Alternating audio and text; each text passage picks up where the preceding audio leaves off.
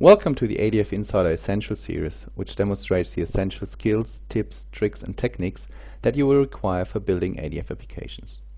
In this demonstration, you will see how an ADF business component model-driven list of value can be switched dynamically at runtime.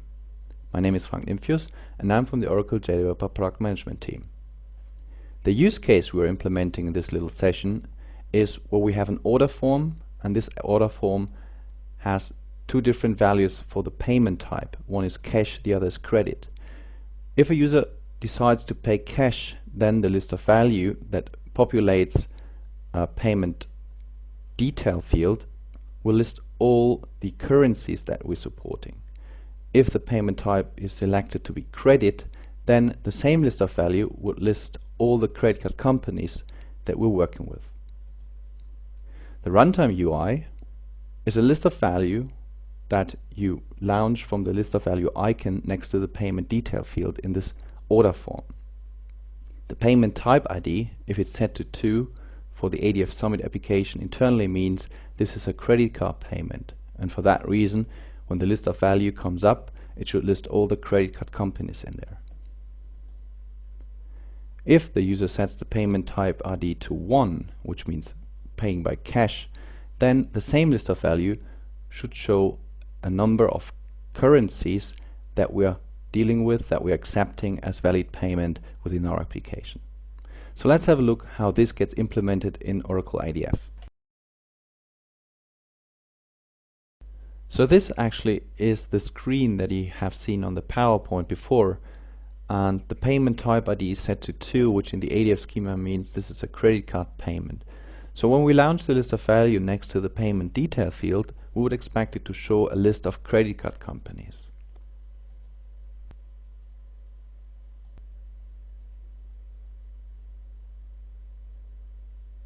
So here's the list of credit card companies, and now we can select one of them and have this value being returned to the payment detail field.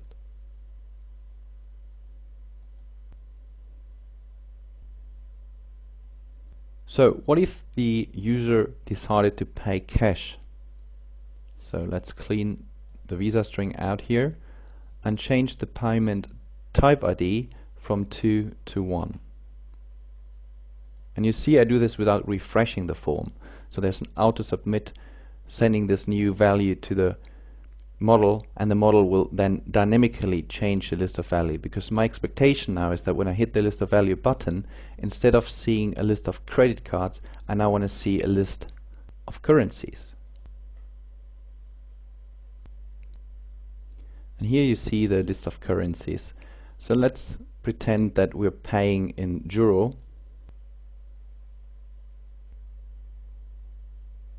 And the list of value returned euro to the payment detail field.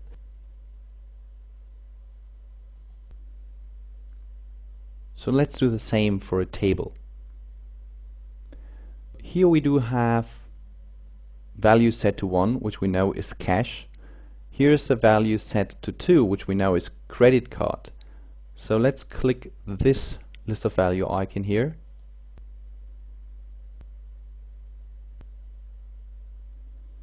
To bring up the search form, and you can already see that this form is for credit card search.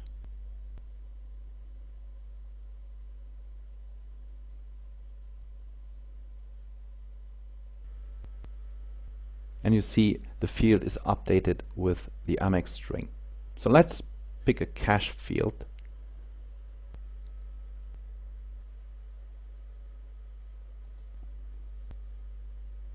And you see this brings up the currency table in the list of value.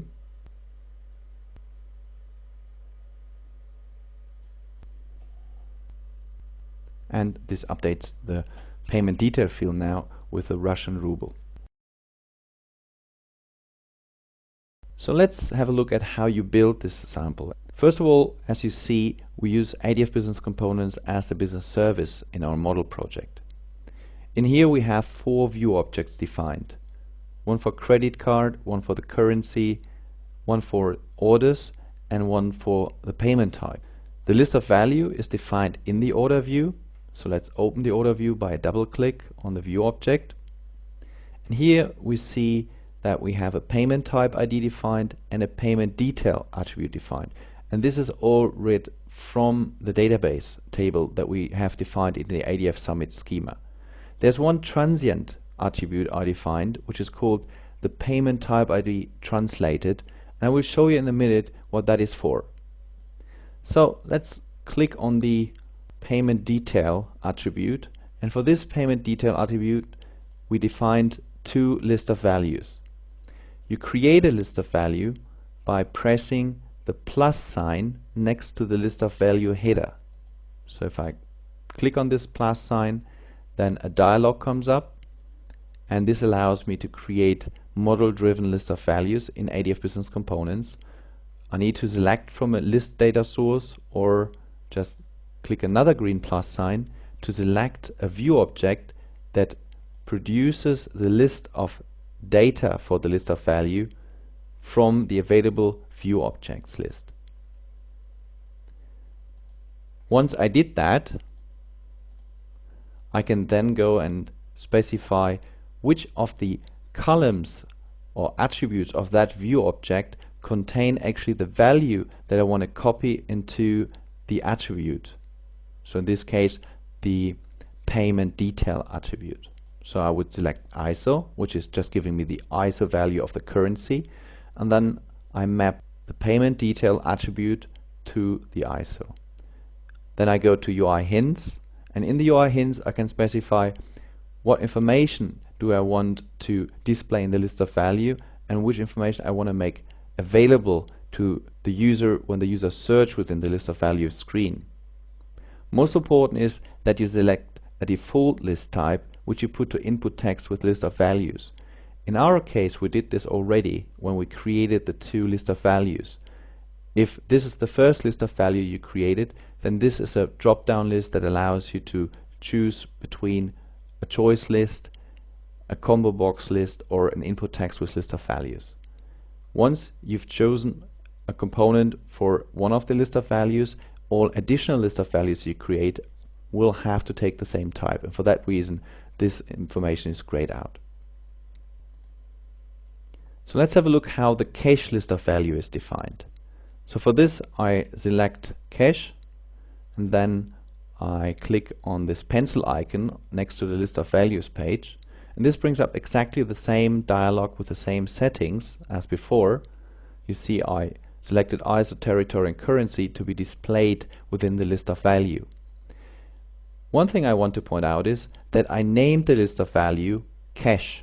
This allows me later to make it easy for me to switch to the list of value I want to show, because I have to have a discriminator column, and this discriminator column in my view object will tell which list of value should be shown and displayed at runtime for the row that is current.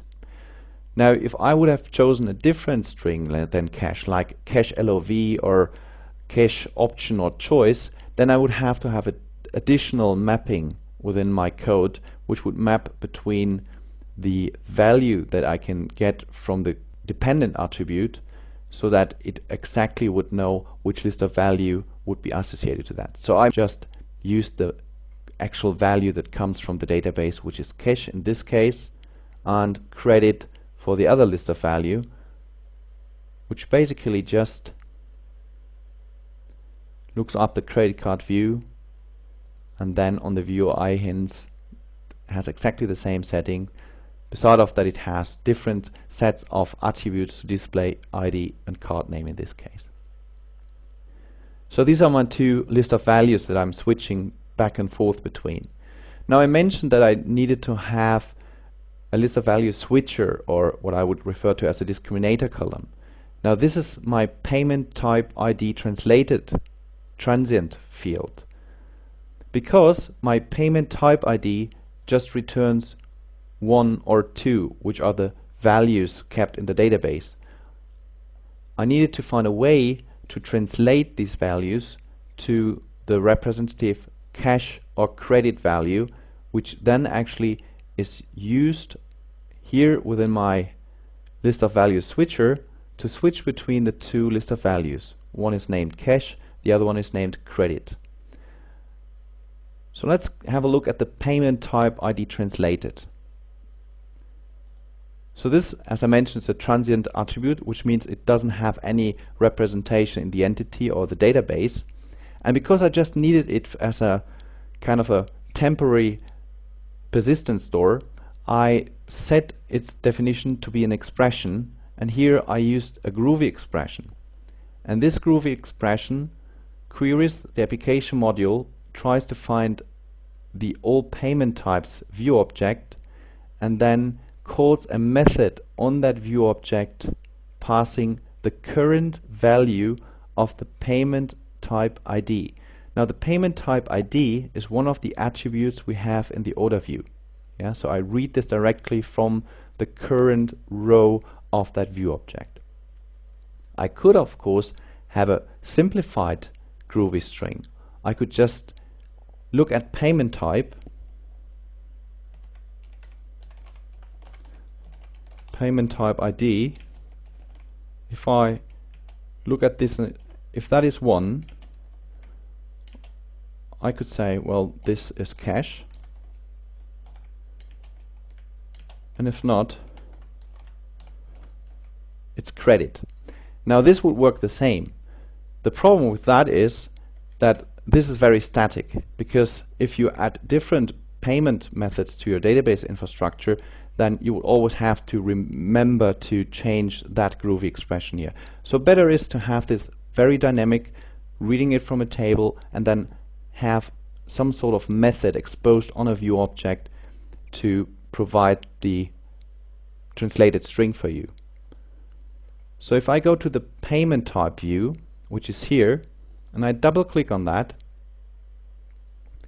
then what you see is, first of all, it has 3 fields: an ID field, which is 1 or 2, and the payment type, which then is cash or credit. Clicking on the Java options and on the pencil next to it, I was able to create an implementation class, because this is the class actually that would hold the logic, the Java logic, for me to get the translated value cash or credit based on the input payment ID 1 or 2. So let's open the editor, and this here basically is the only bit of Java I needed to write. So you see that there is a method called getPaymentTypeTranslated, which is the same method that actually the transient object or attribute called in its groovy expression, and it passed in an ID as a long value, so the type is long. So what I do is I just get access to this view object's row set and query the row set for the ID. I ask for it give me the row based on the key, which is the ID I get in, and then return the payment type attribute value, which then is cash or credit. So this little method is accessed by the groovy string on my transient attribute. So ADF source, which is a reference to ADF business components, get application module just gets access to the application module it is in, find the view object, all payment types, and then call the method get payment type translated, pass in the current row ID for the payment type ID.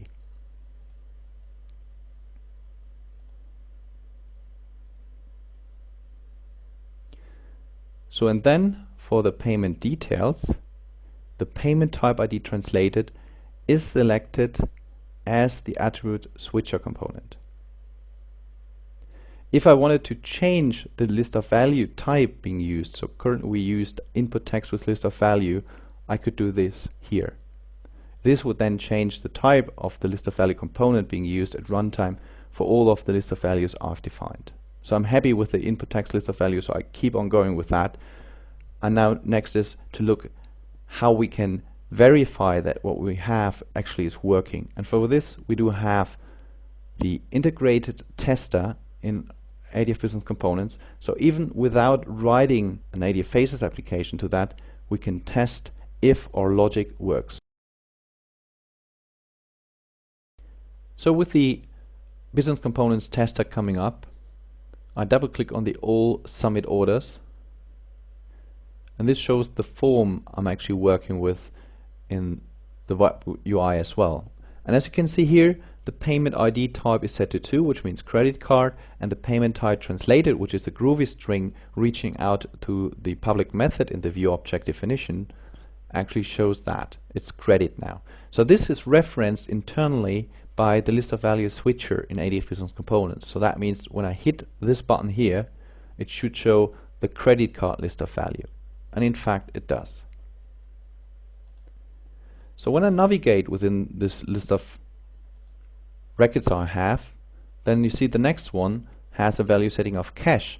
So obviously this current row is different from the other one. So hitting this button should bring up a different list of value, and actually it does. So now let's clear out this field, change this value to credit card, and click this button again, and you see it switches to credit card. So this actually shows you quite nicely how dynamically this list of value is switched, and that there is really no effort in ADF Business Components to implement that. So the next step is to see how this gets implemented when you build the view on top of that.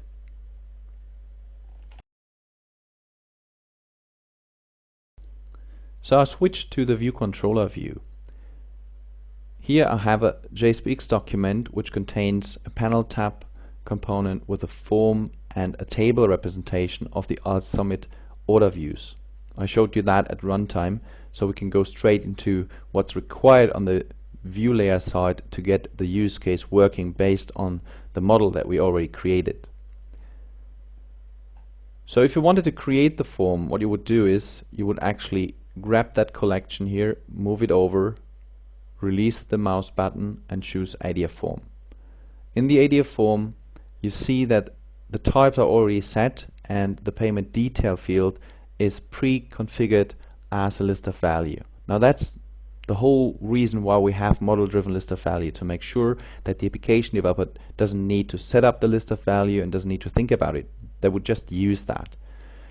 The payment type ID translated is not what we need to show on the screen, so we hit the delete button, and that would remove the attribute from the form. You can also set this on the attribute itself in the model, in which case there's a UI hint that you can set to visible or non-visible, and depending on this settings, the attribute shows or doesn't show in this dialog. If I want to navigate within the form, I choose to have a navigation control and a submit button if I want to update the form, which makes sense. So I did that already, as you can see here. So I do have my input form, and I do have the payment ID attribute and the payment detail field, and they are dependent in the sense that if the user updated the type ID, changing it from 1 to 2, then this field has to respond in that it has to show a different set of list of values. So for this one, I set auto submit equals true,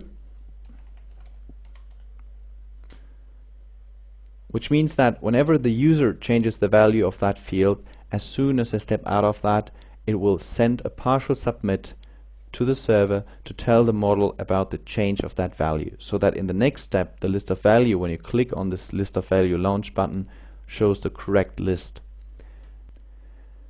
And then if we go back here to the table, which I also implemented, then I did exactly the same here. I do have a payment type here, and I do have the payment detail here.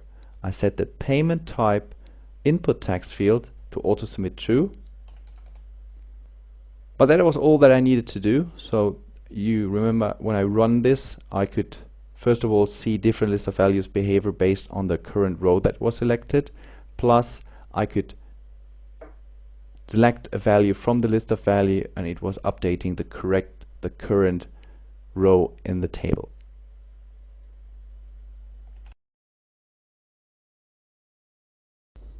So let's rehearse what we did. So we created two lists of values for the payment detail attribute, and these list of values are switched between. For this, we created a transient attribute that holds the values cash or credit at runtime, and this transient attribute is used as an LOV switcher to tell the business components framework which LOV data to query and to show in the list of value when the list of value button is hit. On the view layer side, all we had to do is to make sure that we issue an auto submit just in case that the payment type ID is changed by the user working with the form. And this is exactly the same as if the user worked in the form or in an editable table. To summarize, model-driven list of values in ADF Business Components are easy to create and are also easy to switch at runtime. This sample that I showed throughout the video is available as sample 89 on the ADF Code Corner website. You can download the workspace and additional documentation I wrote up for this sample. So the URL you see just below, that's ADF Code Corner. If you go to #Code Corner samples, it directly brings you to the area where sample 89 is what you want to look for. If you want to learn more about ADF and how to work with that or more tricks, then first of all we want to go to the ADF Insider and the ADF Insider Essential page, which is referenced from the Oracle JDeveloper homepage at otn.oracle.com/products/JDev, or as shown here on the slide, oracle.com/technology/JDev. There you get product downloads, tutorials, access to the discussion forum, additional samples, and a collection of blog sites and articles that we collect for application developers to learn ADF and to get up to speed with it. This concludes this presentation. Thanks for watching, and see you again on ADF Insider.